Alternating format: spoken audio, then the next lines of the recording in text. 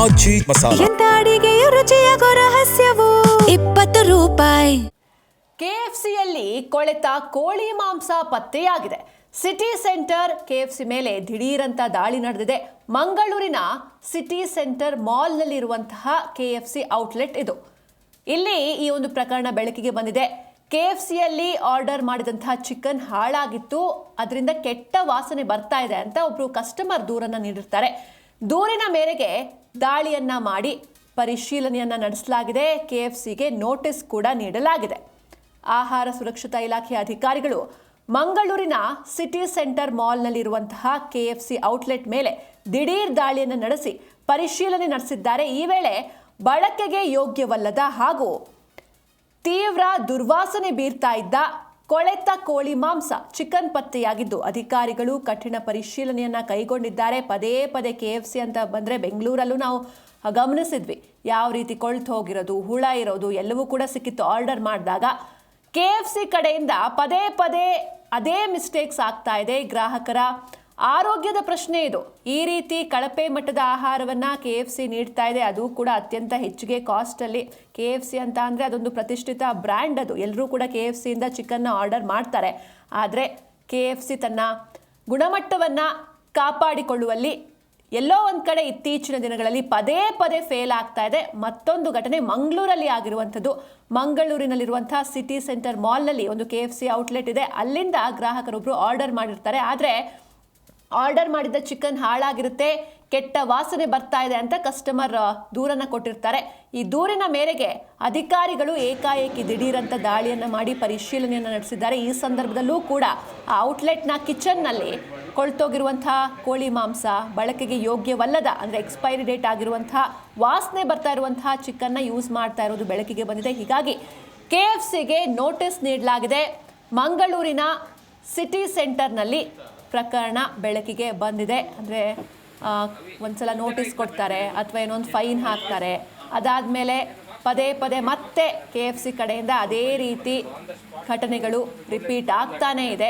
ಹೀಗಾಗಿ ಆದಷ್ಟು ಬೇಗ ಒಂದು ಕಟ್ಟುನಿಟ್ಟಿನ ಕ್ರಮಗಳನ್ನು ಈ ರೀತಿ ಔಟ್ಲೆಟ್ಗಳ ವಿರುದ್ಧ ತಗೊಳ್ಬೇಕು. ಹಾಗೆ ಕೆಎಫ್ಸಿ ಕೂಡ ಎಚ್ಚೆತ್ಕೊಳ್ಬೇಕು.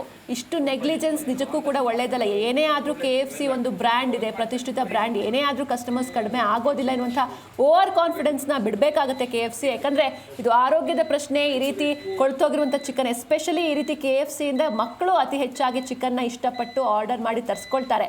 ಮುಂದೆ ಅವರ ಆರೋಗ್ಯದಲ್ಲಿ ಸಮಸ್ಯೆ ಉಂಟಾದರೆ ಯಾರು ಹೊಣೆ ಅನ್ನೋದು ನಿಜಕ್ಕೂ ಕೂಡ ಪ್ರಶ್ನೆ. ಸದ್ಯಕ್ಕಂತೂ ದಾಳಿ ಆಗಿದೆ, ಕೆಎಫ್ಸಿಗೆ ನೋಟಿಸ್ ನೀಡಲಾಗಿದೆ.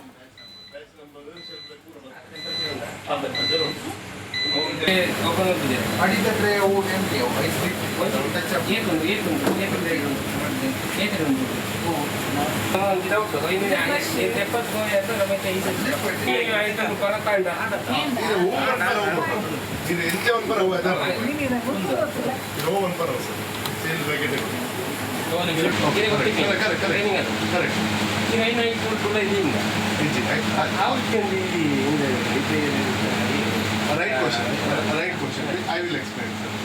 So, once thawing aibaka, avin nama marination process malba. ಏನು ಬರುತ್ತೆ ಮೆಟೀರಿಯಲ್ ಆಹಾರ ಏನೇನು. I received a complaint from the customer, from the public, saying that she got KFC chicken peri peri from Kesra Road branch KFC. So she bought it through online, and they complained that it's foul smelling, rotten, and unable to eat. And they feel like vomiting. They felt like vomiting, and they complained to the food safety department, saying that take action. So we visited the KFC unit that is in KS Rao Road. So we visited the kitchen where they prepare the chicken. We have visited the storage head of chicken, meat products, cold storage, deep freezing, and the oil what they use for boiling the chicken. So we verified everything, and we found that the chicken they use from frozen chicken they use, and they thaw it for over 20 hours, 22 hours. They bring it to the normal temperature, then they use it for cooking purpose. So